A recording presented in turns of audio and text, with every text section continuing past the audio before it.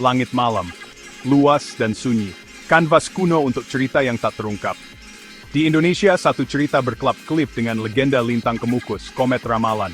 Turun-temurun, penjelajah langit ini dikaitkan dengan pergolakan, pertanda kekacauan. Seperti mitos yang dibisikkan dari orang tua ke anak, kisahnya tetap hidup, kuat dan meresahkan. Sejarah mengingatnya. Tahun itu adalah 1511. Kerajaan Majapahit yang dulu perkasa, kini runtuh. Saat itulah, Kedbiha, Linglintang Gugus menalur di langit. Sebuah sos pertantis, Elnuldur Basir, Saingan Bechamap, Tapits Fadoko Pra. Lintang kemukus, namanya sendiri membawa beban, rasa firasat yang mendalam. Artinya komet berekor, goresan api di kegelapan malam yang sunyi. Legenda mengklaim itu muncul selama masa perubahan besar, sinyal langit dari janji dan bahaya yang akan datang. Beberapa percaya itu menandai kebangkitan para pemimpin besar, yang ditakdirkan untuk membentuk kembali bangsa dan sejarah. Yang lain takut penampilannya menandai jatuhnya kerajaan, pelepasan kekacauan dan kerusuhan yang tak terhindarkan. Di seluruh desa dan kota, orang-orang melihat ke langit dengan penuh perhatian. Jantung mereka berdebar-debar dengan campuran harapan dan ketakutan yang tak terucapkan. Apakah ini akan menjadi masa kemakmuran atau kehancuran yang tak terelakkan? Ketidakpastian ini, perpaduan kuat antara antisipasi dan ketakutan, adalah tempat kekuatan mitos sebenarnya berada, mengakar dalam jiwa manusia. Ia tumbuh subur di tanah subur yang tidak diketahui, menjalin dirinya ke dalam jalinan kehidupan sehari-hari, menjadi bagian dari cerita yang terus berkembang. Keyakinan bisa menjadi kekuatan yang dahsyat. Ketika lintang kemukus melesat di langit, itu memicu imajinasi. Ini memicu ramalan.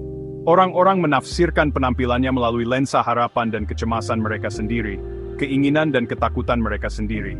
Antisipasi bersama ini, menahan napas secara kolektif ini, dapat memiliki konsekuensi nyata. Sejarah mengingatnya. Jatuhnya Majapahit, munculnya kesultanan baru yang penuh gejolak. Apakah peristiwa ini benar-benar dipengaruhi oleh munculnya komet? Atau apakah mitos itu sendiri, yang dibisikkan di angin, menanam benih keresahan? Apakah itu memberi bentuk pada kecemasan yang sudah membara di bawah permukaan? Kekuatan mitos tidak hanya terletak pada kemampuannya untuk memprediksi masa depan, tetapi untuk membentuknya.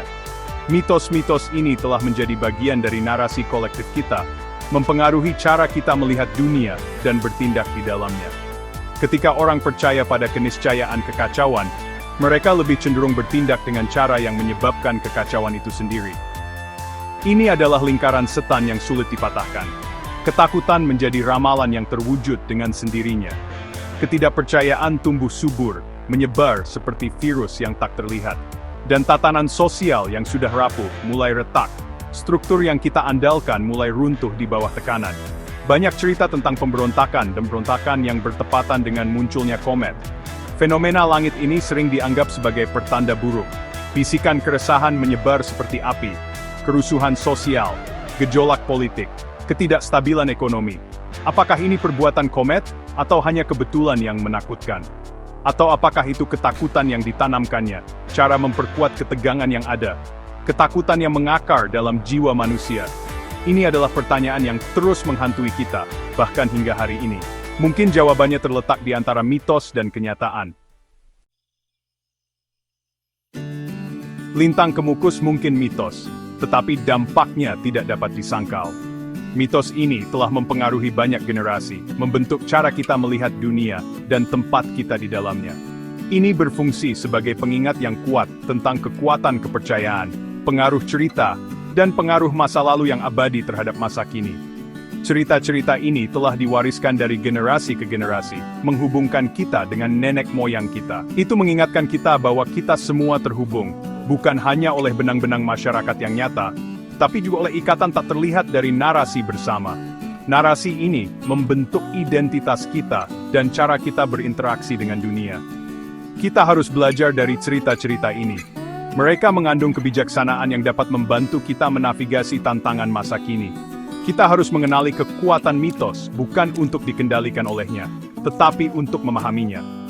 Dengan pemahaman ini, kita dapat menggunakan cerita-cerita ini untuk memperkaya kehidupan kita.